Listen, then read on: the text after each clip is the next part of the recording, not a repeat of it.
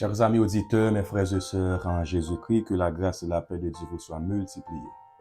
Depuis samedi dernier, nous avons parlé autour de cette grande interrogation, est-ce que Saint-Esprit est une personne? Donc, autour de cette question, nous souhaitons partager avec vous 4 grands arguments qui prouvaient que le Saint-Esprit est une personne. Samedi dernier, nous avons vu le premier argument qui prouvait que le Saint-Esprit n'est pas une force, le Saint-Esprit n'est pas une puissance, mais il est une personne.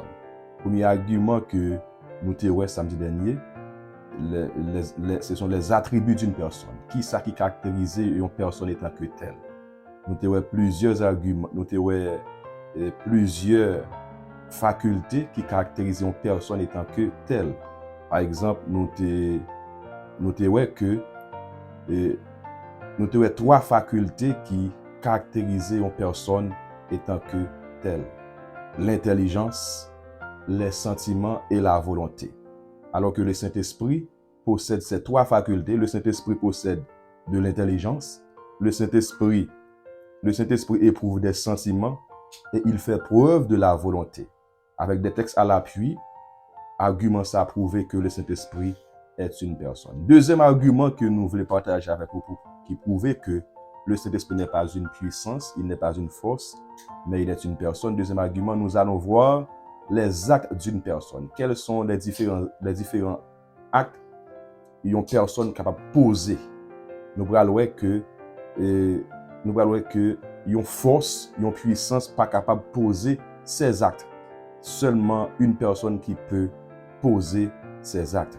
Juste avant de continuer, prions le Seigneur. Éternel notre Père, que ton nom soit béni, que ton nom soit glorifié. Merci pour ta grâce, merci pour ta présence au Saint-Esprit. Merci Saint-Esprit pour ton soutien. Merci pour ta parole, Père. Merci au Dieu fidèle pour ta présence. Chaque jour, Seigneur Dieu, tu es avec nous. Tu as pourvu chaque jour à nos besoins, Seigneur Dieu. Tu marches avec nous, tu dirigeras nos pas et jusqu'à la fin. Merci pour ce temps de partage. Merci pour nos frères et sœurs qui vont nous écouter. Et nous croyons que Saint-Esprit, tu vas nous parler, tu vas nous enseigner ce matin, tu vas nous instruire, Seigneur, par ta parole. Formez-nous encore, Seigneur, tu enseignes-nous, afin que, cher Seigneur, nous soyons des disciples accomplis, afin que nous soyons des chrétiens matures. Bénis-nous au nom de Jésus-Christ, notre Sauveur et Seigneur, lui qui vit, qui règne au siècle des siècles. Deuxième argument qui prouvait que le Saint-Esprit est une personne. Ce sont les actes d'une personne. Nous allons voir les différents actes d'une personne. Selon Jean 16, verset 13, le Saint-Esprit nous conduit dans la vérité. Le Saint-Esprit nous conduit dans la vérité. Selon Jean 16, le verset 13. La parole de Dieu nous dit, quand le consolateur sera venu, l'Esprit de vérité, il vous conduira dans toute la vérité, car il ne parlera pas de lui-même, mais il dira tout ce qu'il aura entendu et il vous annoncera les choses à venir. Ça, c'est l'acte d'une personne. Ça, c'est Jésus qui a parlé à ses disciples. Il dit que lui-même, il est pour l'aller. Il est pour l'aller. Maintenant, là, voyons l'autre consolateur. Il va dire l'autre consolation. Il va dire l'autre consolation. Là, voyons l'autre consolateur. C'est-à-dire une personne qui est de même nature que lui-même. Là, voyons l'autre consolateur. C'est-à-dire, frères et sœurs, ou pas qu'à remplacer un bagage qui pas de même nature que vous-même. Un cheval pas qu'à remplacer un monde parce que pas de même nature. Il est de même, frères et sœurs. Si Jésus dit que là voyons l'autre consolateur, s'il te dit l'autre consolation, nous sommes d'accord que cet esprit c'est une force de son puissance. Mais il pas dit là voyons l'autre consolation, mais il dit là voyons l'autre consolateur, c'est-à-dire une personne de même nature que lui-même, une personne de même essence que lui-même. C'est-à-dire le Saint-Esprit, il est une personne. Donc, il y a une force pas capable de conduire. Il y a une puissance pas capable de conduire. Seulement une personne, c'est une personne qui est capable de conduire dans la vérité. Alors que nous voyons cet esprit, il y a une mission qu'il gagne, il y a un travail qu'il fait dans la vie comme chrétien, il nous conduit dans la vérité. Lorsque nous apprenons à écouter la voix du Saint-Esprit, il parler avec nous, il diriger nous, il guider nous, il est là pour épargner des fausses doctrines, il est là pour épargner nous des hérésies, il est là pour empêcher nous de tomber dans l'erreur, il est là pour guider nous, pour nous conduire dans la vérité. Yon monde qui a Saint-Esprit dans la ville, il n'est pas capable de voter dans l'erreur. Yon monde qui a Saint-Esprit dans la ville, il n'est pas capable de patauger dans le mal. Saint-Esprit est là pour le guider, nous, pour le conduire, non? Pour le capable de faire lumière dans la vie, nous, pour le conduire, nous, toujours dans la vérité. Ça, c'est un acte d'une personne. Une force, une puissance pas capable de poser action ça. Non seulement le Saint-Esprit nous conduit dans la vérité. Deuxième acte, nous sommes capables de considérer comme un acte d'une personne. Selon Jean 16, le verset 8. Selon Jean chapitre 16, le verset 8. La Bible dit, et quand il sera venu, c'est-à-dire en parlant du Saint-Esprit, et quand il sera venu, il convaincra le monde en ce qui concerne le péché, la justice et le jugement. Je reprends. Et quand il sera venu, il mit pour Saint-Esprit, il convaincra, toujours Saint-Esprit, il convaincra le monde en ce qui concerne le péché, la justice et le jugement. Il y a une force pas capable de convaincre, frères et sœurs. Convaincre, c'est un verbe d'action. Donc ça, ça c'est exactement l'acte d'une personne. Il dit que lorsque cet esprit a venu, qui ça l'a fait? Ministère cet esprit a auprès du monde, l'a convaincu en ce qui concerne le péché, l'a convaincu en ce qui concerne la justice et le jugement. Donc ça c'est l'œuvre du Saint-Esprit, c'est le travail, c'est le ministère du Saint-Esprit auprès de ceux qui sont encore dans le monde. Maintenant, est-ce qu'il y a une force capable de faire travailler ça? Est-ce qu'il y a un vent capable de faire travailler ça? Est-ce qu'il y a une puissance capable de faire travailler ça? Il n'est pas capable. C'est une personne intelligente, une personne qui a une volonté, une personne qui a une émotion, qui est capable de faire travailler ça. Donc, selon Jean 16, verset 8, nous voyons que le Saint-Esprit est capable, il est là pour le convaincre de péché, de justice et du jugement. Troisième acte, une personne capable de poser étant que telle, selon Acte 8, verset 39. La Bible dit que quand ils furent sortis de l'eau, l'Esprit du Seigneur enleva Philippe et l'eunuque ne le vit plus. Tandis que, joyeux, il poursuivait sa route. Parole du Seigneur. Ça c'est, vous connaissez l'histoire ça bien, ça c'est entretien Philippe et l'eunuque éthiopien. Donc, qui t'a rencontré Philippe, qui t'a fait une lecture, mais il n'est pas capable de comprendre ça t'a appelé. Texte t'a appelé. Philippe t'a aidé à comprendre le texte ça. Après, il t'a accepté Jésus comme sauveur et Seigneur. Donc, Philippe t'a enseigné, il t'a baptisé. Pendant que Philippe est éthiopien dans l'eau, le Saint-Esprit a enlevé Philippe. Il a enlevé Philippe, éthiopien pas rester Philippe ni en haut ni en bas. Ça, c'est un miracle. C'est un miracle. Nous ensemble, et puis, moi, j'étais comme ça, ou disparaître, qui cet esprit a enlevé Philippe. C'est pas un vent qui t'a enlevé Philippe. C'est pas une force qui t'a enlevé Philippe. C'est la personne de cet esprit qui t'a enlevé Philippe, il disparaît Philippe. Donc, éthiopien par elle. Ça, c'est un miracle. Ça, c'est le miracle de cet esprit. C'est cet esprit qui était à la hauteur de ce miracle. C'est cet esprit qui était vraiment l'instigateur de ce miracle, frères et sœurs. C'est pas une force, c'est pas un vent, c'est pas une puissance, mais c'est le Saint-Esprit qui t'a posé action ça.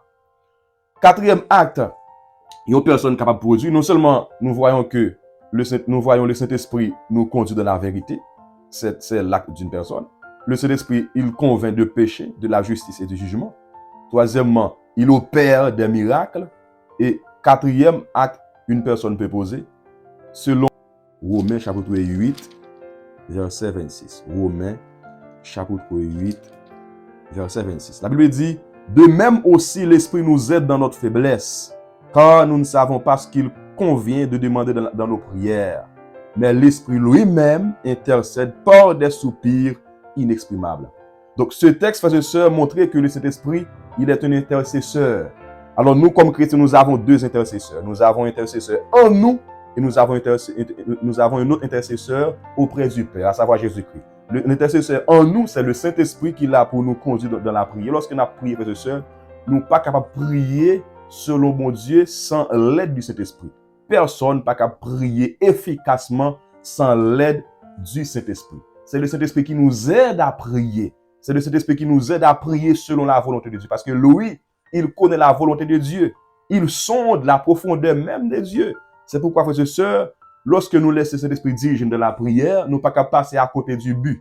Prière n'est pas capable d'exaucer parce que il pas conduit de la prière pour nous satisfaire propres besoins, non? Mais l'a intercédé en notre faveur selon le plan de Dieu, il gagne pour nous. Donc, le Saint-Esprit, frères et sœurs, il est un intercesseur. Il a une force pas capable d'intercéder. Il a une puissance pas capable d'intercéder. Il a un vent pas capable d'intercéder. Il y a une personne capable d'intercéder. Donc, nous voyons que le Saint-Esprit, il y a un ministère qu'il a dans la vie, nous, comme chrétiens, une mission qu'il a dans la vie, non? Il est là pour l'intercéder pour nous lorsque nous affaiblis, lorsque nous ne sommes pas capables, lorsque nous décourageons, lorsque nous ne pas connaissons, eh bien, à qui crier, vers qui aller. Le Saint-Esprit est là pour nous soutenir dans la prière. Il est là pour nous fortifier. Il est là pour nous guider. Il est là pour nous diriger. C'est pourquoi, frères et sœurs, nous devons dépendre totalement du Saint-Esprit dans la prière. Si nous voulons avoir une vie de prière efficace, donc nous devons nous laisser diriger, guider constamment par la personne du Saint-Esprit. Là, ce sont les activités, frères et sœurs, ce sont là des activités qu'une influence ou une personnification ne peut pas accomplir. Ils ont force, ils ont puissance pas capable d'accomplir, disons, ces activités. Donc, nous pas venus pour nous contrecarrer qui que ce soit, mais nous venons pour nous enseigner la parole de Dieu, ce que la parole de Dieu nous enseigne. Nous devons faire très attention, nous, comme chrétiens, pour que nous ayons des arguments solides pour nous contrecarrer les faux docteurs, les faux prophètes qui disent que le Saint-Esprit n'est pas une personne. Le Saint-Esprit est une force, le Saint-Esprit est une puissance. Le Saint-Esprit est une personnification. Le Saint-Esprit est un vent. Le Saint-Esprit est un feu. Donc, loin de là. Alors, le Saint-Esprit n'est pas une force, mais le Saint-Esprit nous donne la force. Le Saint-Esprit n'est pas une puissance, mais le Saint-Esprit dégage la puissance. Le Saint-Esprit nous donne le feu. Le Saint-Esprit nous embrase par son feu. Le Saint-Esprit nous dirige. Le Saint-Esprit, frères et sœurs, nous conduit. Le Saint-Esprit n'est pas une force. Il n'est pas un feu. Il n'est pas un vent. Il n'est pas une puissance, il n'est pas une personnification, il est une personne. Il est une personne. Ce que la parole de Dieu, frères et sœurs, nous enseigne. Nous souhaitons que bon Dieu est capable d'aider nous, que bon Dieu est capable de diriger nous, que bon Dieu est capable de guider nous. Prions le Seigneur. Éternel, merci. Saint-Esprit, merci. Merci pour ta mission en nous. Merci pour ton ministère en nous, Saint-Esprit. Tu es là, Saint-Esprit, pour nous conduire dans la vérité. Tu es là, Saint-Esprit, pour nous épargner de l'erreur. Tu es là pour nous guider, pour nous diriger au Saint-Esprit sur la bonne voie. Tu es là, Saint-Esprit, pour nous convaincre du péché, du jugement et du monde. Oh, merci pour ce travail. Merci, Saint-Esprit, tu es là pour opérer des signes, des prodiges, des miracles dans nos vies. Merci, Saint-Esprit, tu es là pour intercéder pour nous dans la prière. Quand nous sommes affaiblis, quand nous sommes découragés, quand nous sommes abattus, tu es là, au Saint-Esprit, pour intercéder en notre faveur. Que ton nom soit béni, Saint-Esprit. Gloire à toi, Saint-Esprit. Nous t'adorons, Saint-Esprit. Nous te glorifions. Tu n'es pas une force. Tu n'es pas une puissance. Tu n'es pas un vent. Tu es une personne. Ou capable de parler avec nous. Et nous capables de parler avec vous, Saint-Esprit. Et vous faites toujours. Chaque jour, tu nous enseignes. Chaque jour, Saint-Esprit, tu nous conseilles. Ou c'est un conseiller, ou son intercesseur, ou son guide infaillible, ou son conducteur infatigable, Saint-Esprit. Oh, gloire à toi, Saint-Esprit. Nous t'adorons, Saint-Esprit. Nous te glorifions, Saint-Esprit. Nous t'exaltons, Saint-Esprit. Parce que tu es une personne. Tu es une personne. À toi seul soit la gloire, l'honneur, la louange, la force, la puissance, le règne au siècle des siècles. Amen. Pas hésiter, frères et sœurs, à partager la vidéo, ça. Si vous bénissez ou édifiez, pas hésiter également à quitter un petit commentaire pour nous. Montrer que, eh bien, travail ça, contribuer dans la croissance spirituelle. Et partagez avec frères, sœurs, amis, pour encourager, eh bien, pour encourager, pour raffermir, pour consolider foi dans la connaissance de la parole de Dieu. À samedi prochain, si Dieu veut, nous continuer, nous allons voir un troisième argument qui prouve que le Saint-Esprit est une personne. Que le Seigneur vous bénisse abondamment. À la prochaine.